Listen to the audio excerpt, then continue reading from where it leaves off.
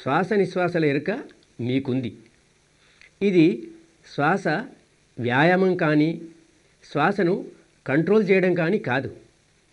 గాలి ఎలా లోనికి వస్తోందో, ఎలా బయటికి వెళుతోందో దాన్ని మాత్రమే తెలుసుకుంటున్నారు అంతే. తెలుసుకునే పని మొదలెట్టారు. ఇది కనివిని ఎరుగని పని. దినమంతా ఈ విధంగా కూర్చోవడం కూడా అలవాటు లేదు కనుక శరీరము వ్యతిరేకిస్తుంది, మనస్సు ఎదురు తిరుగుతుంది. అన్ని శిబిరాల్లో లాగానే ఈ మొదటి రోజు ఎంతో కష్టమైన రోజు.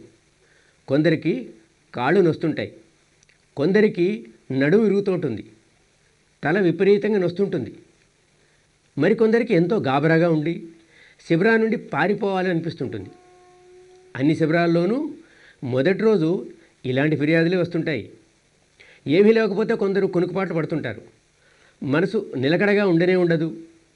సాధన చేసి ఎంతో శాంతి పొందాలని వస్తే ఇక్కడ శాంతి లేదేమి అని మదన పడుతుంటారు, గాబరా పడుతుంటారు. ఇలా ఎందుకు జరుగుతోంది? దానికి కారణం ఈ సాధనా విధానమే.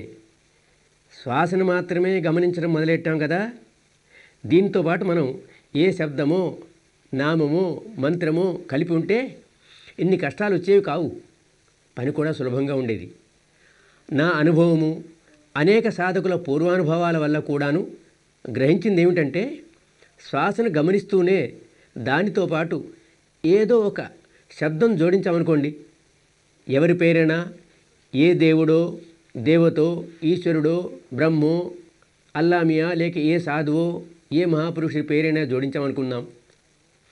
ఎవరి శ్రద్ధాభక్తులున్నాయో వారి పేరు జోడించి పలుమార్లు ఆ పేరునే ఆ మంత్రాన్ని మనసులో తలుచుకుంటూ శ్వాసను గమనిస్తూ పోయారనుకుందాం. ఎంతో తొందరగా అప్పుడు మీ మనసు నిలకడ చెందుతుంది. మనకి ఇవాళ వచ్చినన్ని కష్టాలు వచ్చేవి కావు. వచ్చినా అవి చాలా తక్కువగాను మామూలుగాను కొద్దిగాను ఉండేవి. ఇదంతా నాకు అనుభవపూర్వకంగా తెలుసు. ఇంకొక మాట, ఈ శ్వాసతో పాటు ఏదో ఒక రూపం, ఏ దేవి రూపమో దేవతా రూపమో ఈశ్వరుడో బ్రహ్మో మహాత్ముడో మహాపురుషుడో ఎవరి మీదైతే మనకు శ్రద్ధాభక్తులు ఉన్నాయో ఆ రూపాన్ని మనసులో కల్పన చేసుకుంటూ ఉన్నామనుకోండి, మనసు తొందరలోనే కుదరబడడం, ఏకాగ్రత చెందటం గమనించవచ్చు. అప్పుడు ఇన్ని కష్టాలు ఉండేవి కావు. ఈ రెండు సంగతులు నా అనుభవపూర్వకంగా తెలుసు. ఇతరుల అనేక మంది అనుభవాలు ఇవేనని ఒప్పుకుంటాను. అయినప్పటికీ ఇలా చెయ్యవద్దనే గట్టిగా చెప్తున్నాను. ఈ సాధనలో ఏ నామం కానీ ఏ శబ్దం కానీ ఏ మంత్రం కానీ కలపకుండా ఉంచండి. దీనిలో ఏ రూపము ఏ ఆకృతి ఎలాంటి కల్పన చోటు చేసుకోనీయకండి. కేవలం శుద్ధ శ్వాస, గాలి ఎలా వస్తోందో ఎలా పోతోందో అంతవరకే. మరి ఇలా చేయడం వల్ల మనకు కష్టాలని వస్తాయి, అయినా వాటిని ఎదుర్కోవాలి. మరి ఈ సాధన ఇలా ఎందుకు చేయిస్తారు? దీనికి ఒక కారణం ఉంది, ఎంతో పెద్ద కారణం. ఈ కారణం తెలుసుకోవడానికి ముందు మనము అసలు ఈ సాధన ఎందుకు చేస్తున్నామో తెలుసుకోవాలి. దీని అంతిమ లక్ష్యం ఏమిటి? ఏదో ఒక విధంగా చిత్తాన్ని ఏకాగ్రపరచడం, ఆలోచనలు లేకుండా చేయడమే, నిర్వికల్పం చేయడమే సాధన యొక్క అంతిమ లక్ష్యం అయితే, శ్వాసతో పాటు ఏ శబ్దాన్నో మంత్రాన్నో రూపాన్నో జోడించవచ్చు. ఇలా చేస్తే మన పని తొందరగా అవుతుంది. కానీ మన సాధన యొక్క అంతిమ లక్ష్యం ఇది ఎంతమాత్రమూ కాదు. చిత్తాన్ని ఏకాగ్రపరచడం మనకొక పరికరం లాంటిదే. అసలు సాధించవలసింది ఇది కాదు. ఏకాగ్రత చెందిన మనసు మన అంతిమ గమ్యం చేరుకోవడానికి సహాయపడుతుంది అంతే. కానీ ఇదే మన లక్ష్యం కాదు. చిత్తాన్ని తన వికారాల నుండి విముక్తిపరచడమే ఈ సాధన లక్ష్యం. ఏకాగ్రత చెందిన మనసు మనకు సహాయం చేస్తుంది, అది వేరే సంగతి. కానీ చిత్తం నిర్వికారం కాకుండా ఏకాగ్రమే అయితే తప్పుదారిన పడ్డట్టే. రాగద్వేషాలతోనో లేక మరి ఏ మనోవికారం ఆసరాగానో కూడా మనసును ఏకాగ్రపరచవచ్చు. అలా చేయడం వల్ల మనసు నిర్మలం కాదు. మనసు నిర్మలం కాకపోతే మన లక్ష్యం పూర్తి కాదు. ఎప్పుడెప్పుడు మనసులో వికారం తలెత్తుతుందో అప్పుడు మనసు వికలమవుతుంది. రాగము, ద్వేషము, క్రోధము, మదము, మోహము, మాత్సర్యము, భయము మొదలైన ఏ వికారమైనా తలెత్తితే మనసు తప్పక వ్యాకులత చెందుతుంది. ఇది తిరుగులేని ప్రకృతి నియమం. అందరికీ ఇది వర్తిస్తుంది. ఎవరు తమలో వికారాలు పుట్టించుకుంటారో వారే వ్యాకులత చెందుతారు. హిందువైనా వ్యాకులత పడతాడు, ముస్లిం అయినా వ్యాకులత పడతాడు.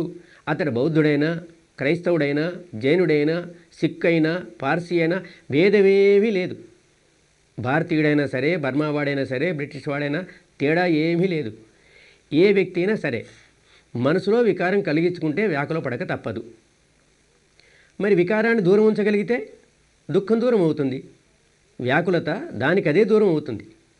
ధార్మిక జీవనం గడిపితే మన జీవితం సుఖశాంతిమయం అవుతుంది. మనకు అందరికీను సుఖశాంతులు లభిస్తాయి. అప్పుడే ధర్మం ధర్మం అవుతుంది. అలా కాకుంటే అది మోసమే అవుతుంది. ఈ సాధన మనల్ని ఏ స్థితికి తీసుకెళ్తుందంటే చిత్తం వికారాల నుండి విముక్తి చెంది దుఃఖం నశిస్తుంది. వికారాలను సృష్టింపజేయడమే మనకు అలవాటైపోయింది. జీవితమంతా ఇదే చేస్తున్నాం. ఏ చిన్న విషయంలో మనకిష్టం లేని జరిగినా వెంటనే లోపల చిక్కుముడులు వేసుకుంటాం, టెన్షన్ తెచ్చుకుంటాం, కోపం రావడం, వికారం చెలరేగడం, వ్యాకుల పడటం. అలాగే మనము కోరుకునే ఏ చిన్న విషయంలోనైనా ఆటంకాలు ఎదురైతే వెంటనే లోపల చిక్కుముడులు వేసుకుంటాం, టెన్షన్ తెచ్చుకుంటాం, వికారం చెలరేగటం, వ్యాకులకు గురి కావటం. చూడండి, జీవితంలో మనకిష్టం లేనివి ఎన్నో జరుగుతుంటాయి. మనకిష్టమైనవి ఎప్పుడన్నా జరగవచ్చు, జరగకపోవచ్చు. కోరుకున్నది ఒక్కటి నెరవేరితే మరొకటి తలెత్తుతుంది, రెండవది నెరవేరితే మూడవది తలెత్తుతుంది. ఇలా ఎంతకాలం మనకిష్టమైనవి జరుగుతాయి? చివరికి ఎప్పుడో ఒకప్పుడు ఆటంకాలు ఎదురవక తప్పదు కదా. అప్పుడు బాధపడటం, వ్యాకులత చెందటం, మనసును ఒత్తిళ్లకు గురి చేయటం మామూలే. ఎందుకంటే వికారాలను పెంపొందించుకోవటం, దుఃఖపడటం, వ్యాకులపడటం మనకు అలవాటైపోయింది. అదే మన స్వభావం అయిపోయింది.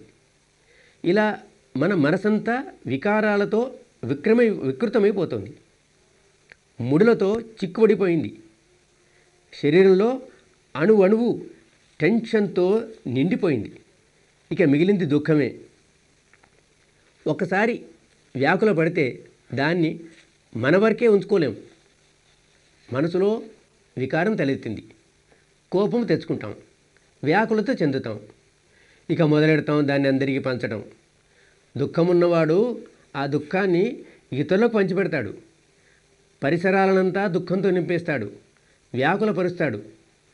ఆ సమయంలో తన సంపర్కంలోకి వచ్చిన వాళ్ళందరినీ వ్యాకులపరుస్తాడు. తను సుఖశాంతులతో బ్రతకలేడు, ఇతరులను సుఖశాంతులతో బ్రతకనివ్వడు. వాడికి జీవించడం రాదు, జీవన కళ తెలియదు. ఈ సాధన వేరే ఏదో కాదు, జీవనం జీవించే కళయే. మన పరలోకం బాగుపడవచ్చు, పూర్తి విముక్తి దశకు చేరుకోవచ్చు. కానీ ఈనాటి జీవితం బాగుపడాలి కదా. ఈరోజు జీవితాన్ని బాగు చేసుకో. ఈరోజు జీవితంలో ఏ మార్పు లేకుండా జనన మరణాల దుఃఖం నుండి విముక్తిని గురించి ఆశపడటమా? పనికిరాని మాటలు కదా. ఇప్పుడు ఏదైనా కొంతమేర జరిగితే భవిష్యత్తులో కూడా లాభం వస్తుందని ఆశించవచ్చు. ఇప్పుడేం లాభం వస్తుంది మనకు? మన మనసు వికారాల నుండి విముక్తి చెందుతుందా లేదా అన్నదే ప్రశ్న. అలా అయితే నిజంగా లాభమే. మనసులోని వికారాలు ఏ మాయతోనో, మంత్రంతోనో, ఎవరి కృపతోనో తొలగేటివి కావు. దీనికోసం కృషి చేయాలి, ప్రయత్నం చేయాలి, శ్రమించాలి. అదేదో మనలోనే జరగాలి. మనోవికారాలు బయట ఉండవు, మన మనసులోనే తలెత్తుతుంటాయి.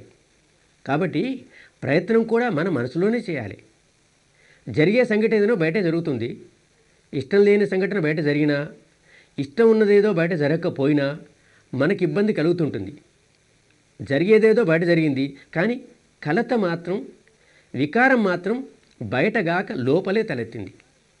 కానీ మనం ఈ మనోవికారాల నుండి విముక్తి పొందాలి. ఎవరు ఈ మనోవికారాలను తొలగించుకుందామనుకుంటారో వారు బహిర్ముఖులై తొలగించుకోలేరు, వారు అంతర్ముఖులు కావాలి. ఎక్కడ వికారాలు తలెత్తుతాయో అక్కడే వాటిని అదుపులోనికి తీసుకురావాలి. ఏ వికారాలు తలెత్తాయో వాటిని దూరం చేయాలి.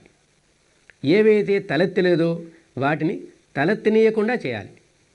కొత్తముడులేవి పడకుండా చూసుకుంటే పాతముడులను విప్పడానికి వీలవుతుంది. కొత్త మలినాలు రాకుండా ఉంటే పాత మలినాలను దూరం చేసుకోవచ్చు. అలా చేయగలిగితే మీకు జీవించడం వచ్చిందన్నమాటే. మీకెంతో కళ్యాణప్రదమవుతుంది.